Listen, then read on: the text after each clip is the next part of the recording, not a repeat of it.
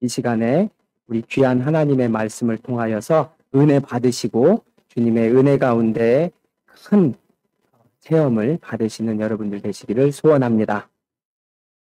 여러분, 집을 지을 때 가장 중요한 것이 무엇일까요? 그럼 집 지을 때 뭐가 중요할까요? 기초가 중요합니다. 아무리 좋은 재료를 가지고 잘 지은 집도 기초가 잘못되면 무너져 버립니다. 그래서 집을 지을 때 기초 공사를 하는데 많은 투자를 합니다. 한국에서 제일 높은 빌딩은 잠실에 있는 롯데타워입니다.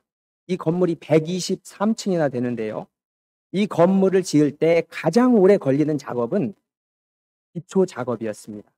높이 올라가야 되기 때문에 땅을 더 깊이 파고 기초를 단단하게 다져야 됐습니다.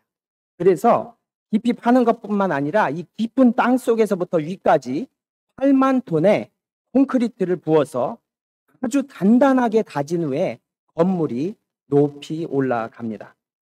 그래서 롯데타워는 지진이 나거나 태풍이 불어도 흔들리기는 하지만 넘어지지는 않습니다.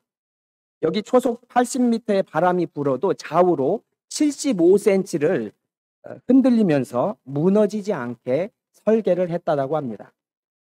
여러분, 그런데 이러한 집들은요, 우리가 영원히 살 집은 아닙니다. 우리가 이 세상에 살아 있을 때 잠시 살다가 이 세상 떠나면 이 집에도 누군가가 다른 사람이 살게 되는 것이지요. 우리가 영혼 세계는 그러나 그렇지 않습니다. 이 세상에서의 삶이 끝나면 이제 그 죽음 이후에 시작되는데 100년, 1000년, 만년이 아니라 영원히 계속되는 세상이기 때문에 우리는 영원히 살 집을 준비해야 하는 것이 더욱 중요하지 않겠습니까? 우리가 이 영원한 집이 무엇인가, 영원히 살 집이 무엇이냐면 그것은 바로 우리의 신앙의 집입니다. 영원히 살 천국을 위해서 우리의 신앙의 집을 어떻게 지을 것인가? 신앙에 짓는 집을 지을 때에도 동일하게 기초를 잘 가지고 그 위에다가 집을 세우는 것이 중요하다는 것입니다. 오늘 예수님께서 하신 이 말씀이 바로 이러한 내용입니다. 24절에 나의 이 말을 듣고 행하는 자는 그 신앙의 집을 어디다가 세운 지혜로운 사람이라고 말씀하십니까? 반석이죠. 25절에 단단한 반석의 기초 위에다가 집을 세우면 상수가 나고 바람이 불어도 무너지지 않는다. 그런데 반대로 26절과 27절에 이 기초를 모래 위에 세운 사람은 어리석은 사람인데요. 왜냐하면 똑같이 집을 세울 때는 모르겠지만 상수가 나고 바람이 불면 어떻게 될까요? 모래 위에 지은 집은 심하게 무너져서 그 집이 형체도 없이 없어져 버리게 된다는 것입니다. 너무나도 당연한 진리입니다. 오늘 말씀의 제목은 당신의 신앙의 기초는 어디에 세우셨습니까? 라는 제목입니다. 여러분은 신앙생활을 얼마나 하셨습니까? 예수님을 믿으신 지, 교회에 다니신 지 횟수로 몇 년이 되셨습니까? 여러분, 이 질문은 그렇게 중요한 질문이 아닙니다. 그런데 더 중요한 질문은 예수님을 어떻게 믿고 계십니까? 당신의 신앙의 기초는 어디다가 두셨습니까? 이 질문이 우리에게 더 중요한 질문입니다. 작년 2월 달부터 코로나 팬데믹으로 인해서 신앙의 뿌리가 뽑혀서 하나님을 아예 떠나고 교회를 떠나버린 사람들이 많이 있습니다. 이제 코로나가 지나도 끝나고 교회의 모임이 자유롭게 되어도 다시 돌아오지 않으실 분들이 절반이 넘는다라고 합니다. 여러분, 온라인 예배를 이 시간에 드리는 분들을 말씀하는 것은 아닙니다. 아예 주일에 온라인 예배도 드리지 않고 세상으로 완전히 돌아가 버리신 분들에 대해서 말씀드리는 것입니다. 왜 이러한 일들이 일어나게 되었을까요? 그 이유는 처음부터 신앙의 뿌리가 예수 그리스도의 기초 위에 세워지지 않았기 때문입니다. 당신의 신앙이 반석이신 예수 그리스도의 신앙 위에 세워져 있습니까? 예수 그리스도의 기초 위에 세운 신앙은 상수와 바람과 같이 어떠한 고난, 환난, 유혹, 시련이 와도 흔들릴 수는 있을지 모르지만 신앙이 뿌리채로 뽑히지는 않습니다. 오늘 말씀에서 이 가장 중요한 강조점은 우리의 신앙의 기초가 예수 그리스도의 십자가 복음과 부활 신앙 위에 세워져야 한다는 것입니다. 그렇지 않고 사람 따라서 교회 나오고 다른 이유로 신앙생활을 한 사람들은 모래 위에 집을 세운 것 같이 어려움이 생기면 예수님을 다 떠나가 버립니다. 몇 대째 믿어온 집안, 신앙 경력이 오래되고 화려했다고 해도 아무 소용이 없습니다. 장로, 권사, 집사, 목사, 선교사라는 타이틀을 가지고 있다고 할지라도 예수님이 위해 기초를 세우지 않은 신앙은 다 무너져 버린다는 것입니다. 1년 넘게 코로나 팬데믹으로 인해서 나의 신앙이 흔들렸다라고 한다면 나의 신앙의 기초를 이 시간에 한번 돌아보고 기초부터 예수 그리스도 위에 다시 시작하시기를 바랍니다. 우리가 코로나나 어떤 상황이 온다 할지라도 무너지지 않고 견고한 신앙을 가지기 위해서는 우리가 어떻게 해야 할까요? 첫 번째로 반석 되시는 예수 그리스도 기초 위에 우리의 신앙을 세워야 합니다. 반석 되신 신앙의 집의 기초를 세워야 한다고 말씀하시는데 여기 이 반석은 무엇인가요? 반석은 누구를 말씀하시나요? 우리가 성경을 해석합니다. 고린도전서 10장 4절에 보면 다 같이 신령한 음료를 마셨으니 이는 그들을 따르는 신령한 반석으로부터 마셨으며 그 반석은 곧 그리스도라. 여러분, 반석은 예수 그리스도이시다 라고 말씀하십니다. 그래서 반석 대신 예수 그리스도 터 위에 교회를 세우셨고 그 교회는 음부 곧 세상의 권세가 이기지 못한다고 말씀하셨습니다. 바로 마태복음 16장 18절에서 또 내가 내게 이르노니 너는 베드로라 내가 이 반석 위에 내 교회를 세우리니 음부의 권세가 이기지 못하리라. 여러분, 교회된 우리의 신앙이 반석이신 예수님 위에 세우게 되면 그렇게 견고하고 세상에 어떠한 것도 이길 수 있는 견고한 신앙이 될 수 있다는 말씀인 것입니다. 여러분, 그러면 우리의 신앙을 반석 대신 예수 그리스도 위에 세운다는 것이 어떻게 하는 것일까요? 좀 막연하게 생각될 수 있어서 제가 실제적인 사례를 들어드리겠습니다. 인류의 역사를 통해서 국가의 기초를 예수 그리스도 위에 세운 나라들이 있었습니다. 이러한 나라들은 인류 역사에서 아주 강력한 나라로 전 세계에 영향을 끼쳤습니다. 여러분, 인류 역사에서 가장 강대국으로 1000년이 넘게 세계를 제패했던 나라는 로마였습니다. 처음에는 극심하게 기독교를 핍박했던 나라였지만 사도 바울과 이 예수님의 제자들이 극심한 박해 가운데에서도 예수 그리스도 십자가 복음을 전했고 수많은 순교의 피로 인해서 AD 313년에는 콘스탄티누스 왕제가 기독교를 공인하게 됐고 AD 380년 데오도시우스 황제 때 비로소 기독교를 로마의 국교로 선포하게 됐습니다. 여러분, 1000년 동안 지속됐던 이 강대국이 그러나 무너진 것은 여러분 어떤 상황이냐면 정치와 종교가 결탁해서 타락하게 돼서 로마가 망했습니다. 그리고 나서 전 세계의 패권이 1450년부터 1530년까지 80년 동안 포르투갈에게로 넘어갑니다. 그리고 스페인이 110년, 네덜란드가 80년, 프랑스가 95년, 영국이 105년 동안 전 세계 가장 강한 나라가 되었습니다. 여러분, 이것을 자세히 살펴보면 유럽의 국가들이 기독교가 가장 번성할 때에 가장 강력하게 전 세계 패권 국가의 힘을 가지고 있었다라는 것입니다. 그래서 유럽의 문화는 대부분이 기독교 문화였습니다. 음악, 미술, 건축, 과학 모든 문화가 기독교 문화가 세상을 다스리고 정복했습니다. 그러나 하나님께서 복음을 전하라고 힘을 주셨는데 다른 나라들을 정복하고 괴롭히게 되니까 하나님께서 그 힘을 빼앗아 가셨습니다. 여러분, 우리가 살고 있는 미국은 어떻습니까? 이게 지금 미국의 위성 사진인데요. 교회가 많은 지역에 그 도시들이 발전한 것을 볼 수가 있습니다. 바이블 벨트라고 하는 지역이 있습니다. 여기 텍사스에서부터 이 동부 우리가 사는 지역까지도 바이블 벨트인데요.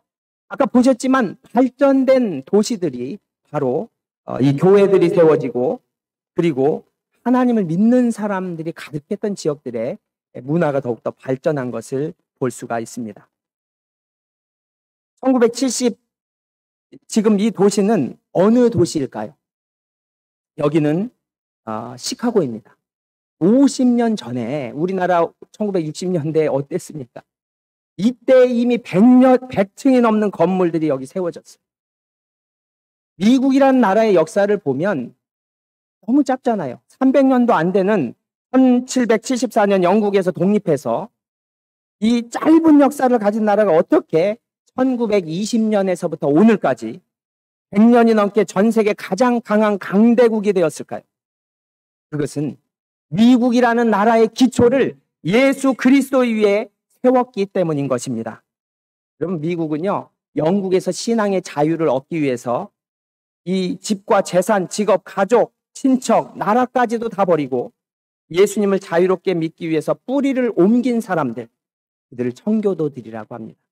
이들이 낯선 땅에 와서도 자기 집을 먼저 짓기 전에 교회를 세우고 예수 그리스도의 기초 위에 시작을 했습니다.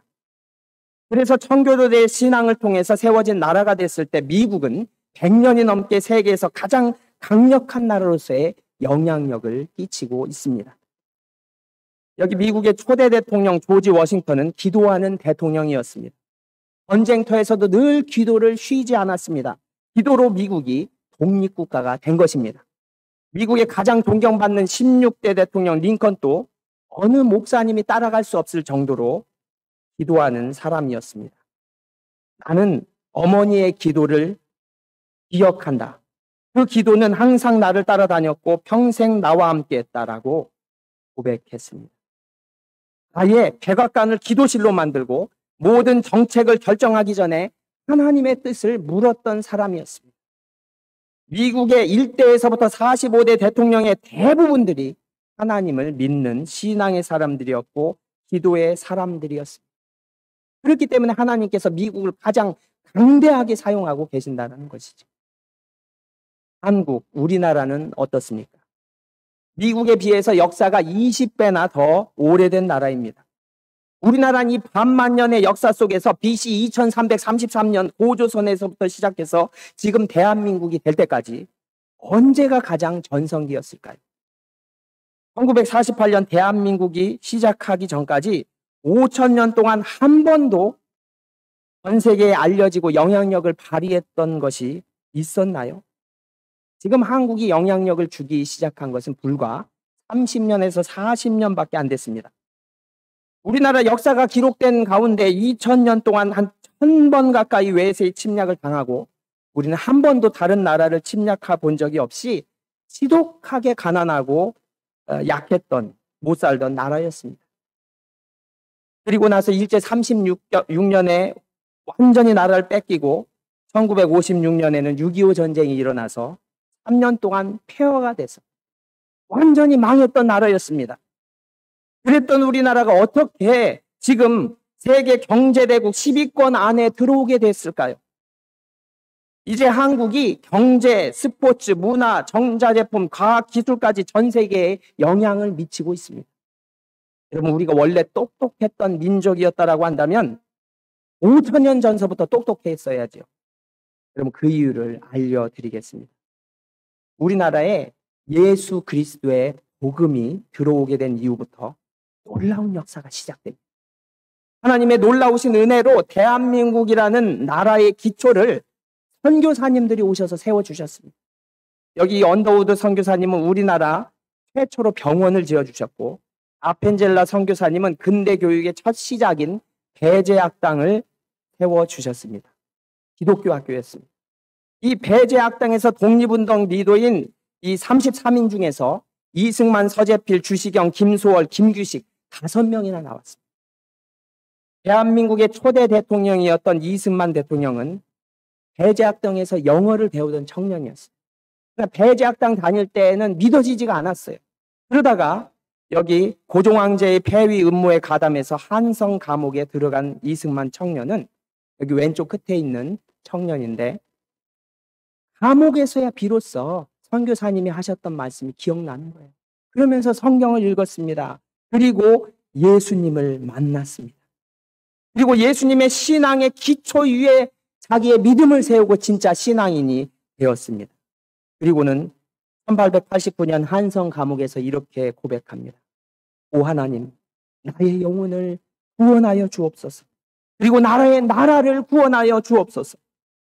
그리고 고문당하고 언제 사형을 당할지 모르는 사형수로서 아무런 소망이 없는 감옥에서 예수님을 만나고 나니까 이런 꿈을 꾸게 됩니다.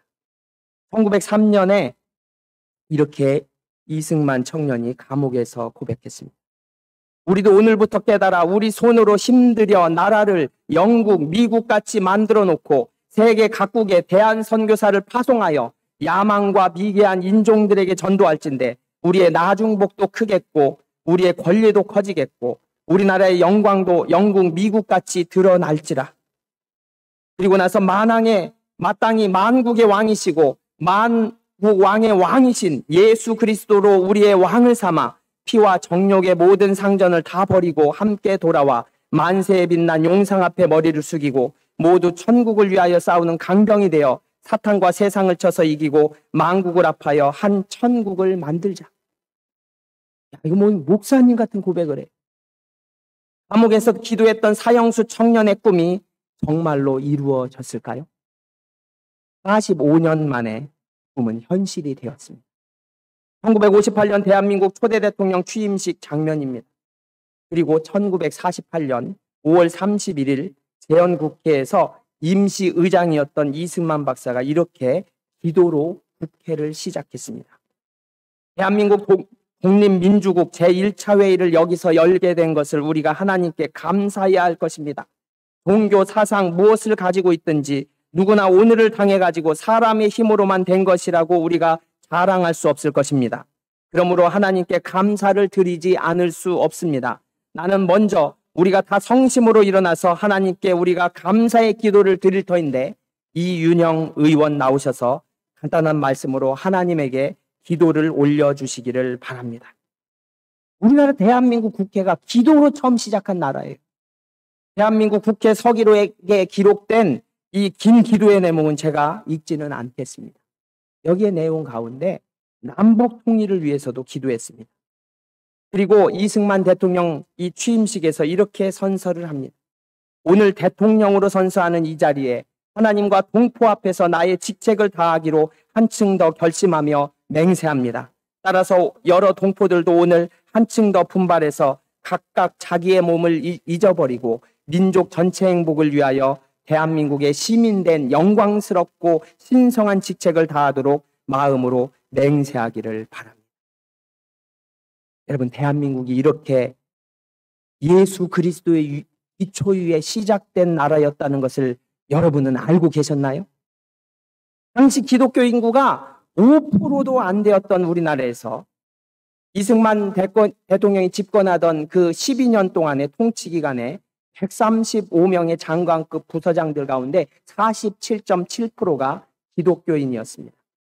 그리고 대한민국이 기독교 국가가 될 수 있도록 아예 군대의 군목, 그리고 이 형무소의 형목, 학교의 교목이라는 제도를 만들었습니다.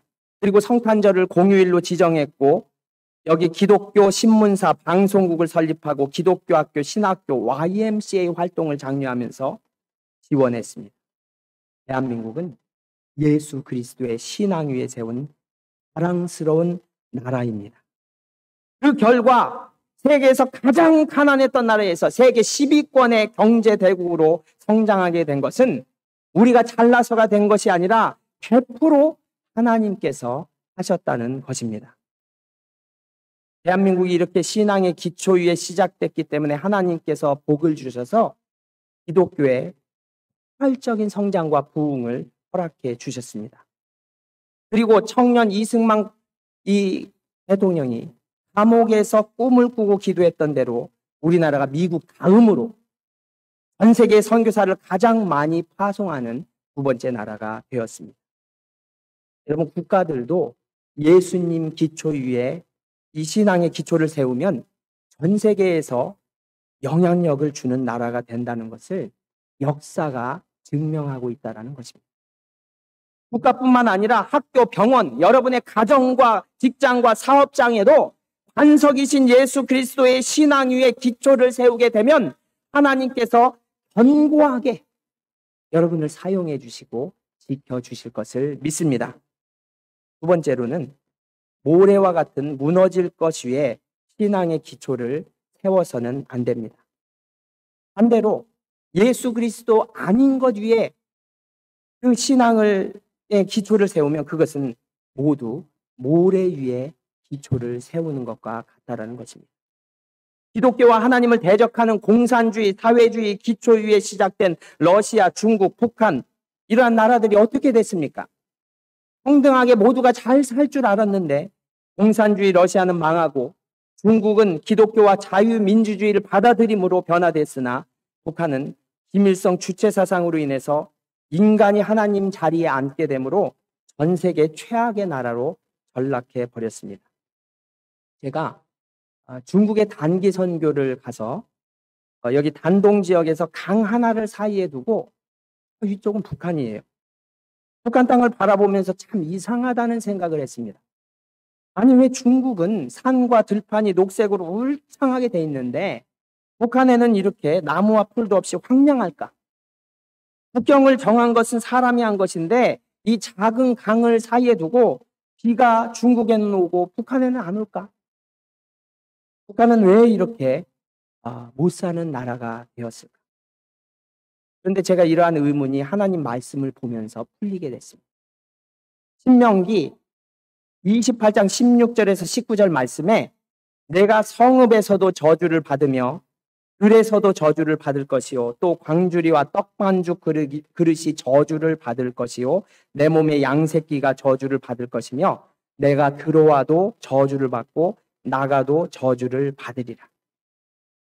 신명기 이 말씀은 무슨 말씀이냐면 하나님 말씀에 순종하고 하나님을 주인으로 모시고 살게 되면 들어와도 복을 받고 나가도 복을 받지만 네가 하나님 버리고 네가 주인이 돼서 살게 된다면 너의 삶에 저주가 임할 것이다.